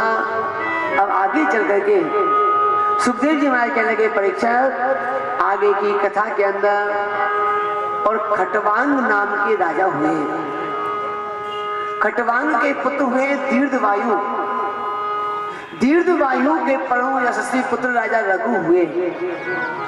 रघु के पुत्र हुए अज। अज के केवल एक संतान हुई है जिसका नाम है चंद्रभागा। कन्या हुई है, पुत्र नहीं हुआ। अज ने देखा क्या भाई, मेरे कोई संतान नहीं है, इस राज्य का मैं क्या करूंगा। और अज ने कौन सा काम किया, दान करने का काम किया। कोई भी अतिथि आता है तो उसे दान करता है। एक दिन एक ब्राह्मण दान लेने के लिए चले आए। कहने लगे राजा लाओ दान करो। अज ने अपनी पत्नी, अज की पत्नी का नाम है सुकीर्ति, सुकीर्ति से कहा कि देवी लाओ ब्राह्मण के लिए दान करो, धन लाओ। सुकीर्ति थोड़े से धन लेकर के चली कि लो ब्राह्मण देवता। ब्राह्मण कहने लगे राजा तुम दान तो कर रहे हो, लेकिन मुझे ये दान नहीं चाहिए। मुझे दान देना है तो अपनी मेहनत की कमाई का कमाया हुआ कैसा निदान हो उसे लाकर के दान कर दो।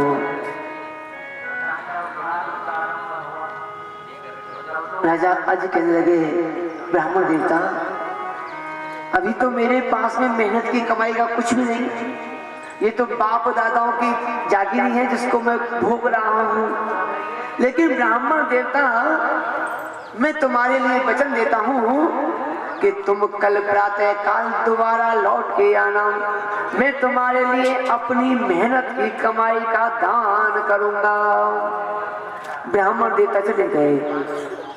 अज ने उसी समय रात्रि के समय अपने स्वरूप को चेंज किया और एक लोहार के यहाँ पे जाकर के नौकरी करने लगा।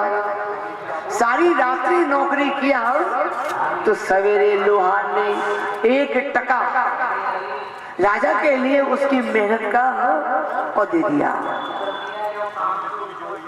आज उस टके को लेकर के अपनी पत्नी के पास आए कि देवी ये टका मेरी मेहनत की कमाई का है, इसे रख दो, ब्राह्मण देवता आएंगे तब दे देंगे। शुभ कीर्ति ने उस टके को लिया। कहने लगे अरे हमारे राज्य खजाने में तो हीरे जवाहरात इतने मोती पड़े हैं, सोना चांदी पड़ा है, इस टके को लेके आए हैं। और उस देवी ने टके को लिया और देखते ही देखते पीछे बाड़े में फेंक दिया। रखा नहीं, फेंक दिया। थोड़ी देर पश्चात ब्राह्मण देव चले आए। ब्राह्मण शमदानम कर्महे अजवम देवो गतोऽपि वा यज्ञशं देवं नारायणं देव देवो बरहानन।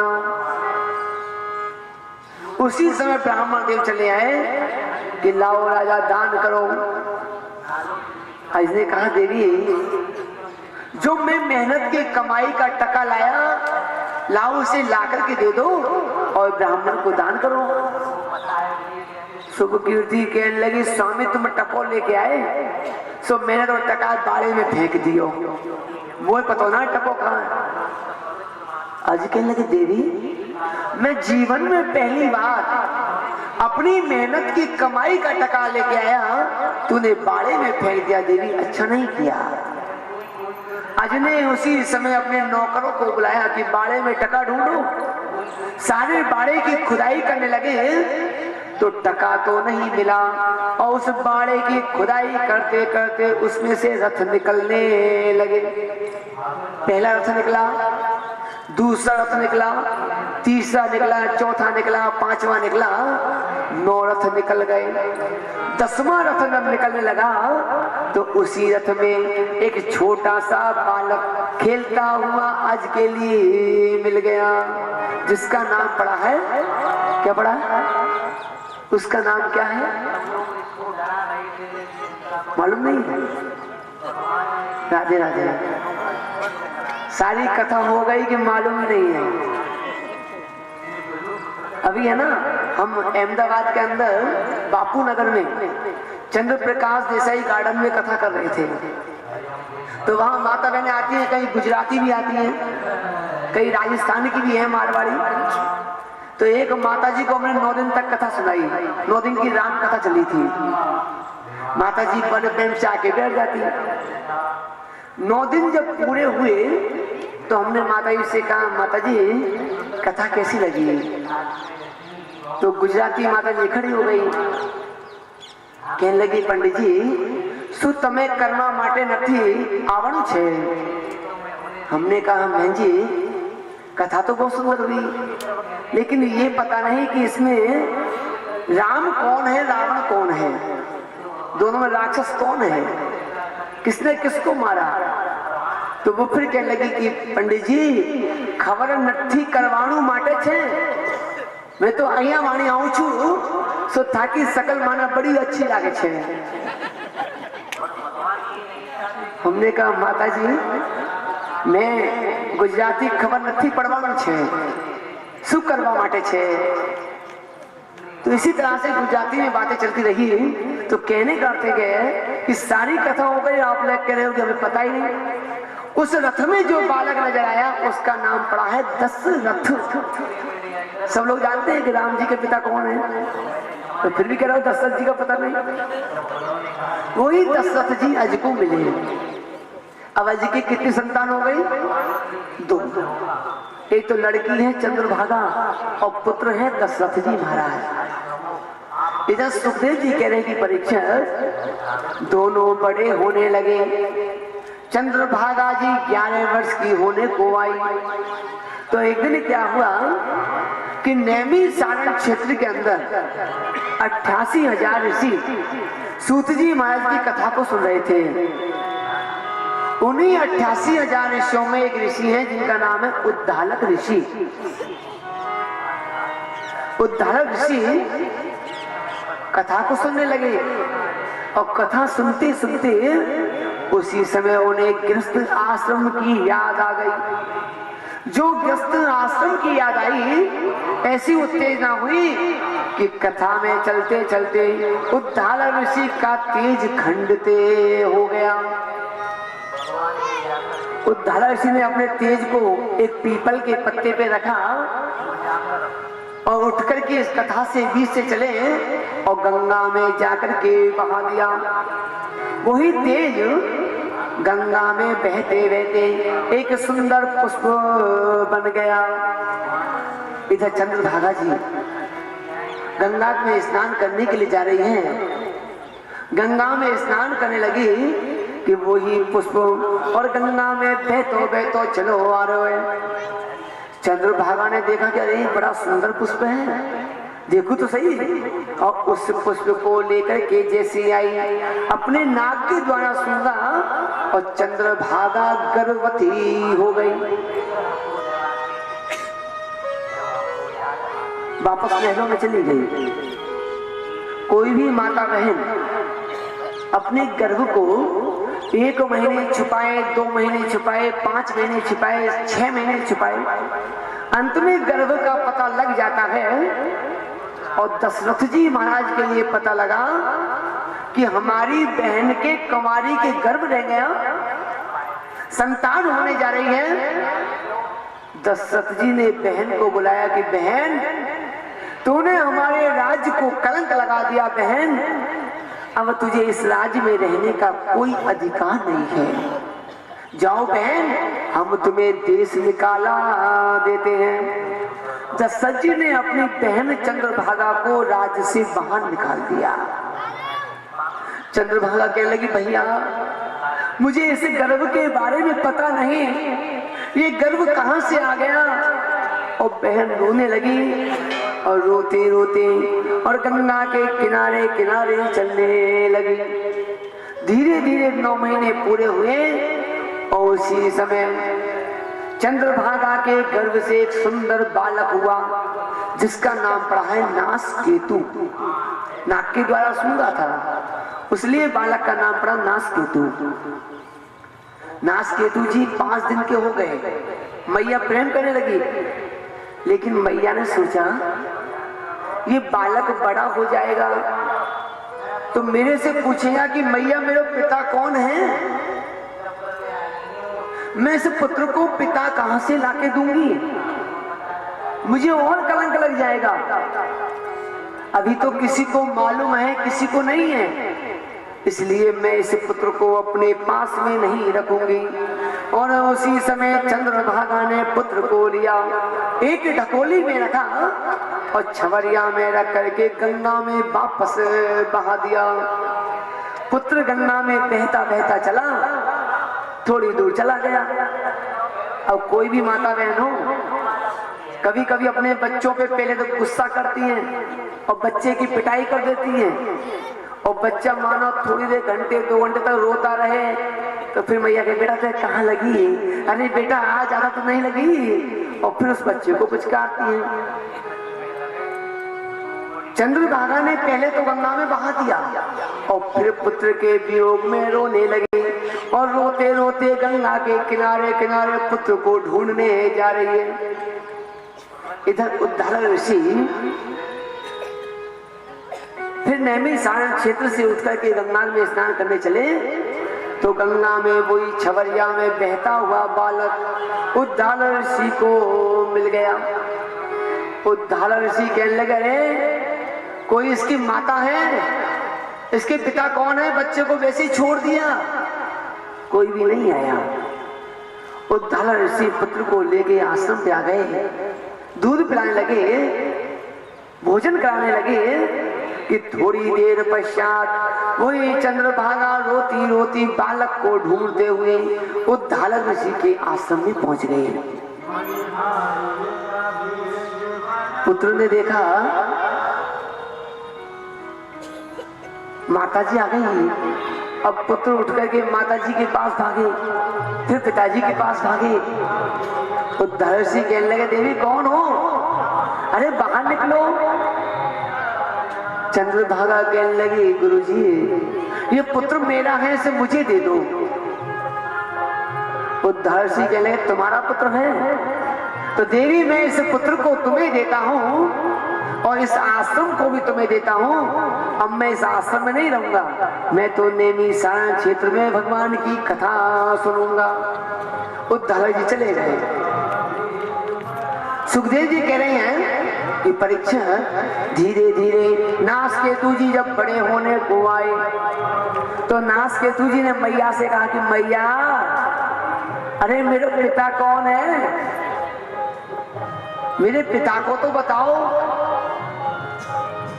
चंद्रभागा कहने लगी, बेटा जा बात को मुझे डर हतो सो तो नहीं पूछ रहे हो, अब कहा बताऊं। बेटा तू अपनी बुद्धि से जा और अपने पिता को ढूंढ करके ला।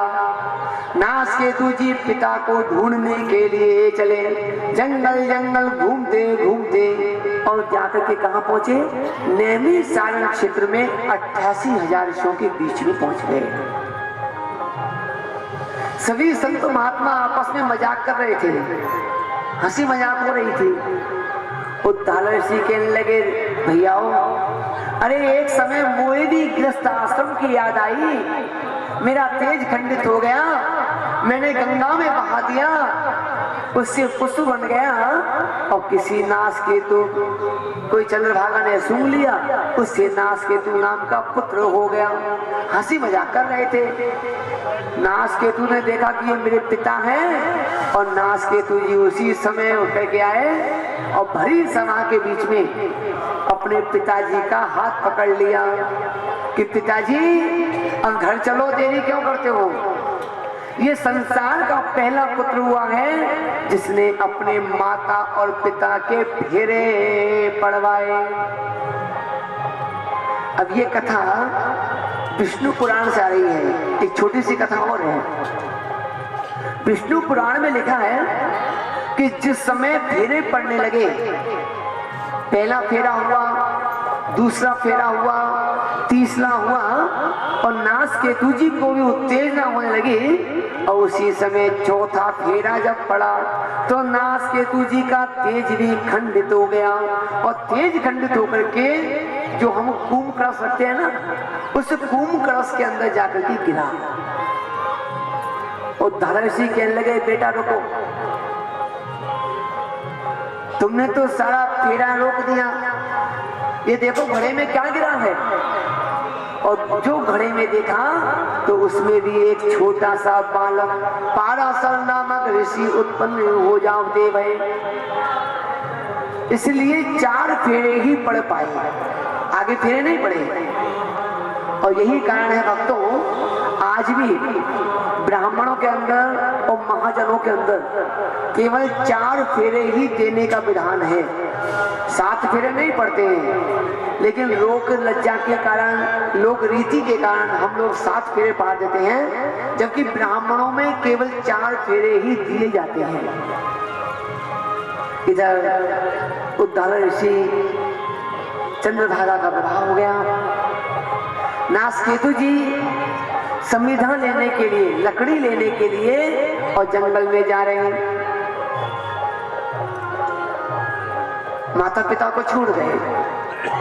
सुखदेव जी कहने लगे, परीक्षित, जैसे ही नास केतु जी गए उसी समय और दोनों के दोनों माता पिता स्त्री प्रसंग करने लगे। नास केतु जी लकड़ी लेके जंगल से आए और माता पिता को दोनों को स्त्री प्रसंग करते देखा। नास केतु जी कहने लगे, माता पिताओं, तुमने ब्रह्मा जी की मर्यादा को तोड़ दिया। अरे ब्रह्मा जी ने एक स्त्री और एक पुरुष के लिए रात्रि बनाई, तुमने ब्रह्मा जी की मर्यादा को तोड़ के जो कार्य किया है, तो जाओ, मैं तुम्हारे लिए श्राप देता हूं कि दोनों के दोनों माता पिता अंधे हो जाओ। नास केतु जी कहने लगे, माता पिता तुम अंधे हो जाओगे। उद्धार से कहने लगे, बेटा हमसे अपराध हो गया, हमसे गलती हो गई, हमने ब्रह्मा जी की मर्यादा को तोड़ दिया, इसलिए बेटा हमें क्षमा कर दो। नास केतु जी कहने लगे, पिताजी आपने अपराध किया, इसलिए आपको अंधा होना पड़ेगा, लेकिन जो स्त्री प्रसंग आपने मर्यादा को तोड़ के किया है, इसी स्त्री प्रसंग से अब आपको एक सुंदर बालक होगा, जिसका नाम क्या पड़ेगा? उस बालक का नाम क्या है? राधे, श्रवण कुमार। उस बालक का नाम होगा श्रवण कुमार। और माता पिताओं, यही तुम्हारी सेवा करेगा और यही तुम्हें गंगा में स्नान कराएगा। इधर सुखदेव जी कहने लगे, परीक्षा, और श्रवण कुमार की पत्नी जो आई वो कैसी आई? सुरुचि, जो अपनी रुचि से काम करे, अपने पति से प्रेम करे, बाकी सास ससुर को भोजन भी नहीं कराए, मन की इच्छा से काम करने वाली देवी श्रवण कुमार की आ गई। उसने कौन सा बात किया? उस देवी ने एक कुम्हार के यहाँ जाकर के एक मथनिया में 2 हिस्से करवा दिए। एक मथनिया में 2 पेट बनवा दिए, एक साथ चूल्हे पे चढ़ाती हैं, एक तरफ तो जौ की रावड़ी और एक तरफ खीर बनाती है, हलवा बनाती है। जौ की रावड़ी अपनी सास ससुर को खिलाती है और खीर हलवा अपने केवल पति को खिलाती है। पति से ही प्रेम करें, ये पता नहीं कि पति कहां से आया है। सास ससुर नहीं होते तो पति कहां से आता, पति नहीं होता तो संतान कहां से आती। हम लोग पेड़ के डालियों को पूजते हैं, उसकी जड़ को नहीं पूजते। अगर जड़ को पूजोगे तो पेड़ हरा रहेगा और डालियों को छेड़ते रहोगे तो पेड़ सूख जाएगा। श्रवण कुमार की पत्नी भोजन कराने लगी, समय निकलता रहा। एक दिन श्रवण कुमार जल्दी घर आ गए, कहले देवी भोजन लगाओ। सुरुचि ने भोजन लगाया, एक थाली सबसे पहले अपने पति को लगाई, खीर का भोजन आया। श्रवण कुमार ने थाली को लिया, पिताजी के आगे सरका दिया कि लो पिताजी भोजन करो। पिताजी ने पहला निवाला लेके दिया। पिताजी कहने लगे बेटा, अरे आज कौन सा त्योहार घर में मन रहे हुए, आज कहाँ बात है, आज कौन सा उत्सव है? कि पिताजी कोई उत्सव नहीं है। कि बेटा आज तो घर में खीर बनी है। श्रवण कुमार कहने लगे पिताजी तो रोजाना बनती है। तब तक दूसरी थाली श्रवण कुमार के आगे आकर के लगी। श्रवण कुमार ने जैसे ही और थाली में से निवाला लेके दिया, कहले देवी ये जौ की रावड़ी। श्रवण कुमार कहने लगे पिताजी कितने दिन से खा रहे हो? उद्धार से कहने लगे बेटा हमें तो सारा जीवन हो गया, हमने तो खीर को स्वाद भी भूल गए, कभी खीर खावे को ना मिली, हम तो रोजाना जौ की रावड़ी खाते हैं। उसी समय श्रवण कुमार कहने लगे देवी तुमने मेरे माता पिता से दुहात की, मेरे माता पिता से द्वेष किया, मेरे माता पिता का अपराध किया।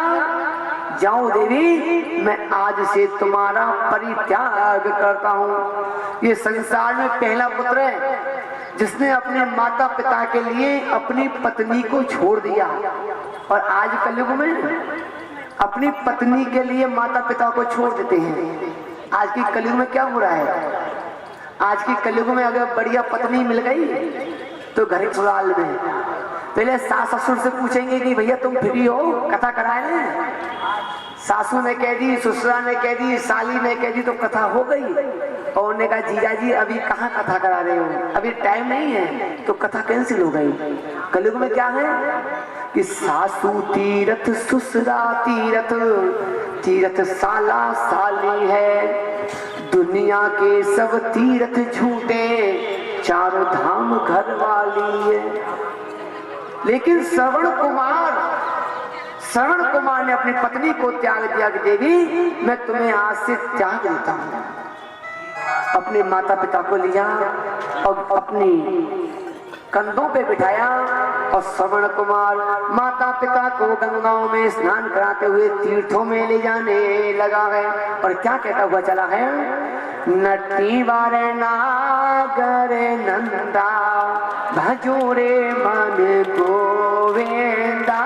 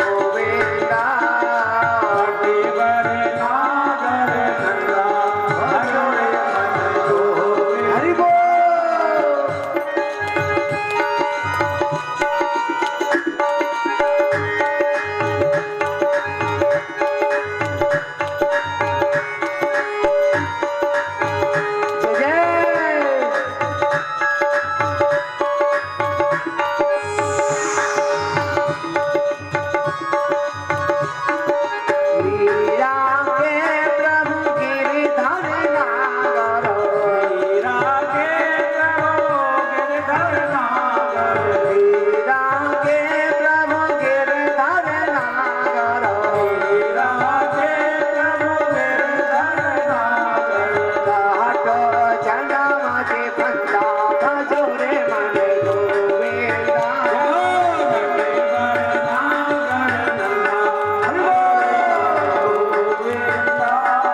सावले सूरत मुख चंदा भजो रे मन गोविंदा सावले सूरत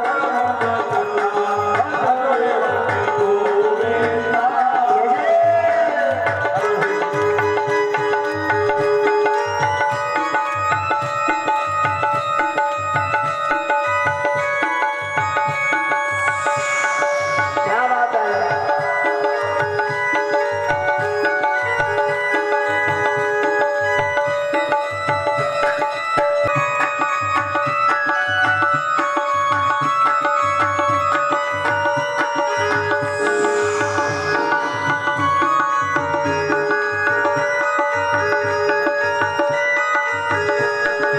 काली तन में नाग न थावे काली दर में नाग न थावे काली तन में नाग न थावे काली दर में नाग न थावे खड़ खड़ नाथ करता भजो रे मन गोविंदा खड़े खड़े नाच करता भजो रे मन गोविंदा लटवर नागर नंदा भजो रे मन गोविंदा हरे हरे भजो रे मन गोविंदा सावरे सूरत मुख चंद्रा भजो रे मन गोविंदा सावले सूरत मुख चंदा भजो रे मन गोविंदा हे नागर नंदा भजो रे मन गोविंदा नटवर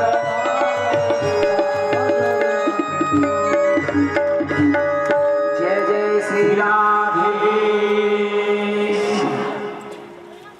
कहने का अर्थ ये है कि भजन क्यों कराते हैं पता है? जो हम ये संसार का खाते हैं ना, संसारी के टुकड़ा नौ जिनके दंत भजन करे तो उबरे नहीं तो खींच निकाले अंत। भजन किसी भी तरह से होना चाहिए लेकिन तालियां बजनी चाहिए।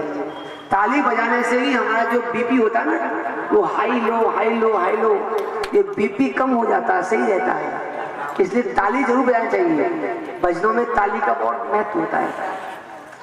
अब यहाँ सुखदेव जी कह रहे हैं कि परीक्षा श्रवण कुमार माता पिता को लेके चले। अब कथा आ रही है हमारी राम कथा के ऊपर। राम कथा क्या है? राम कथा किसे कहते हैं? राम कथा में दो पात्र हैं, एक दशानन और एक दशरथ। दशानन तो वो होता है जो अपनी 10 इंद्रियों को खोल देता है। काम, क्रोध, मद, लोभ, ईर्ष्या, द्वेष, पाखंड, छल, कपट, सारी इंद्रियों को खोल देता है, उसे दशानन कहते हैं। और जो 10 इंद्रियों को बांध लेता है उसे दशरथ कहते हैं। राम जी का जन्म कहाँ होता है? राम जी का जन्म दशरथ जी के यहाँ होता है। नवद्वारा नामपुरी अयोध्या। लेकिन दशरथ जी के यहाँ जन्म कब हुआ? दशरथ जी ने 3 विवाह किए। अब ये जो विवाहों का वर्णन है ये राधे श्याम रामायण के अंदर से आ रहा है। राधे श्याम रामायण में बताया है कि कौशलपुर के राजा कौशलेश की एक पुत्री है जिसका नाम है कौशल्या। कौशल्या का लग्न टीका दशरथ जी के लिए पहुंचा। लग्न टीका छिल गया और इधर लंका का पति जो रावण है वो तपस्या करने के लिए ब्रह्मा जी की तपस्या करने के लिए गया। ये किसका पुत्र है? उत्तम कुल कुलस्तर नाती शिव विरंची पूजऊ बहु भांति। ब्राह्मण की जन्म में पुलस्त ऋषि का नाती विश्वेश्वरवा का पुत्र जिसका नाम है दशानन। ये ब्रह्मा जी की तपस्या करने गया तो ब्रह्मा जी से वरदान मांगा कि मैं अमर हो जाऊंगा। ब्रह्मा जी कहने लगे दशानन अमर तो हो जाओगे, लेकिन दशानन वरदान लेकर के चला और कौशलेश राजा के यहाँ पहुंचा, तब तक कौशल्या का लगन टीका भिजवा दिया।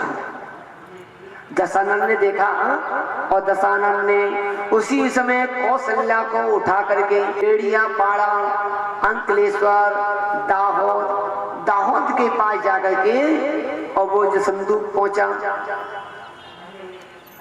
जैसे संदूक पहुंचा इधर दशरथ जी की बारात सज धज करके अयोध्या। अरे हमारी पुत्री कहाँ गई? पुत्री को उठा के कौन ले गया?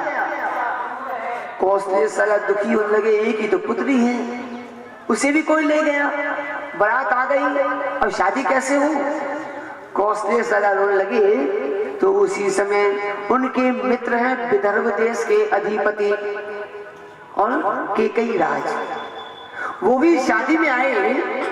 उन्होंने कहा भैया मेरे पास में भी एक पुत्री है जिसका नाम है केकई, तुम अपने हाथों से और इसका विवाह संस्कार करो। दशरथ जी केकई के साथ में वहां विवाह संस्कार करते हैं। कौशलेय राजा ने हाथ में जल लिया और जल लेकर के कन्यादान में सारा का सारा राज्य कौशलपुर और आज केकई के दहेज में दे दिया। मेरे एक ही पुत्री है, क्या करूंगा? और प्यारे भक्तों, यही कारण है कि भगवान राम अयोध्या के राजा नहीं बने हैं। भगवान राम कहाँ के राजा बने? कौशलपुर के। एक रामचरित में चौपाई आती है, पृथ्वी से नगर कीजिए सब काजा, कौशलपुर राधे। जो सारे संसार के अंदर कौशलपुर के राजा हैं भगवान राम। पृथ्वी से नगर कीजिए सब काजा, और हृदय में राखिए कौशलपुर के राजा, हृदय के अंदर बसाने के लिए। तो सारा का सारा राज्य दे दिया दान में। अब दशरथ जी केकई को लेकर के और बारात को वापस लेकर के चलने लगे। तो वो संदूक बहता हुआ दाहोद के अंदर पहुंचा। तब तक भीलों ने देखा कि अरे संदूक में माल खजाना जा रहे हुए, और भीलों ने गंगा में प्रवेश किया, संदूक को निकाल करके बाहर ले आए। तब तक दशरथ जी की बारात भी उसी गंगा के किनारे पहुंच गई। संदूक को खोला तो संदूक के अंदर से कौशल्या जी निकल आई। दशरथ जी कहने लगे देवी तुम्हारा विवाह संस्कार तो हमारे साथ में होना था, लेकिन तुम वहां से यहाँ कहां से आ गई? लेकिन देवी तुम्हारा लगन टीका मेरे लिए आया है तो मैं तुमसे भी विवाह करूंगा। और उसी समय नर्मदा नदी के किनारे और उसी समय गंगा के किनारे दशरथ जी ने केकई से विवाह किया, जिसे बोलते हैं गजबाण झाड़ फेरे। दशरथ जी ने विवाह किया। तो यहाँ दो कथा आती है, क्योंकि कथाओं का कोई ओड़ नहीं है। यहाँ राधे श्याम पुराण में तो कथा में लिखा है कि दशरथ जी जब फेरे लेने लगे तो दशरथ जी का तेज खंडित हो गया। उस तेज को दशानन उठा के ले गया, हवन की कुंड में गिरा, उससे विभीषण बना है। ये राधे श्याम रामायण में लिखा है। यहाँ दशरथ जी ने फेरे लिए और कौशल्या को लेकर के अयोध्या में आ गए। अब उनका तीसरा विवाह कैसे हुआ? यहाँ सुखदेव जी बता रहे हैं कि परीक्षित दशरथ जी के मित्र हैं वासुकी नाग, और वासुकी नाग की एक पुत्री है जिसका नाम है सुमित्रा। दशरथ जी अपने विवाह का समाचार लेने के लिए अपने मित्र के पास पहुंचे। तो मित्र तो नहीं था, लेकिन सुमित्रा उस आंगन में बैठी हुई। दशरथ जी ने कहा देवी तुम्हारे पिता कहाँ है? उस समय सुमित्रा के पास में कोई पराया पुरुष भी बैठा हुआ। सुमित्रा कहने लगी अगर पिताजी को पता लग गया तो मुझे जान से समाप्त कर देंगे।